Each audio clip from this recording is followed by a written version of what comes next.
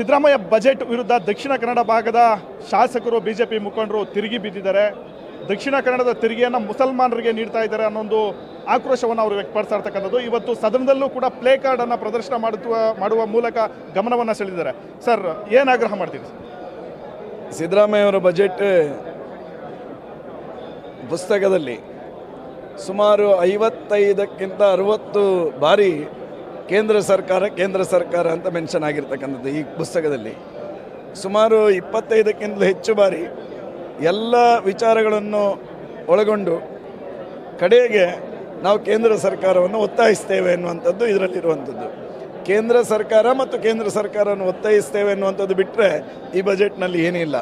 ಮತ್ತು ಈ ಬಜೆಟ್ ಮುಖ್ಯಾಂಶಗಳನ್ನು ತೆಗೆದುಕೊಂಡಾಗ ಅವತ್ತು ಕೇಂದ್ರದ ಬಾಕಿ ತೆರಿಗೆ ನಮಗೆ ಪಾವತಿ ಆಗಲಿಲ್ಲ ಅಂತ ಹೇಳಿದಾಗ ಅಷ್ಟೇ ನಾವಿವತ್ತು ಹೇಳ್ತೇವೆ ರಾಜ್ಯದ ಅತ್ಯಂತ ಹೆಚ್ಚು ತೆರಿಗೆ ಸಂಗ್ರಹದಲ್ಲಿ ದಕ್ಷಿಣ ಕನ್ನಡ ಜಿಲ್ಲೆ 2ನೇ ಸ್ಥಾನದಲ್ಲಿದೆ.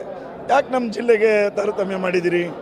ನಮ್ಮ ಜಿಲ್ಲೆಯ ತೆರಿಗೆ ಹಣದಲ್ಲಿ ಯಾರಿಗೆ ಮುಸಲ್ಮಾನರಿಗೆ ಕೊಡ್ತಾ ಇದ್ದೀರಾ ನಾವು?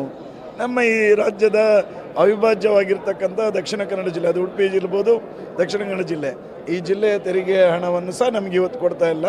ನೀವು ಸಾರ್ವತ್ರಿಕವಾಗಿ ಮುಸಲ್ಮಾನರ ಓಲೈಕೆ ಮಾಡ್ತಕ್ಕಂಥ ಬಜೆಟನ್ನು ನೀವು ಮಾಡಿದ್ದೀರಿ ಅಷ್ಟೇ. ಸರ್, ಬೊಮ್ಮಾಯಿ ಅವರು ಬಜೆಟ್ ಮಂಡನೆ ಮಾಡಿದಂಥ ಸಂದರ್ಭದಲ್ಲಿ ಕಿವಿಯಲ್ಲಿ ಹೂ ಇಟ್ಕೊಂಡು ಬಂದಿದ್ರು ಕಾಂಗ್ರೆಸ್ ನಾಯಕರೆಲ್ಲ. ನೋಡಿ, ಇವತ್ತು ಅವರು ನಮಗೆ ಕಿವಿ ಸಾಕಾಗಲ್ಲ ಅವರು ಇಟ್ಟಿರೋ ಹೂವಿಗೆ. ಇವತ್ತು ರಾಜ್ಯದ ಎಲ್ಲ ಜನರಿಗೆ ಕಿವಿಯಲ್ಲಿ ಹೂ ಇಡುವಂಥ ಕೆಲಸವನ್ನು ಇವತ್ತು ಸಿದ್ದರಾಮಯ್ಯ ಅವರು ಮಾಡಿದ್ದಾರೆ.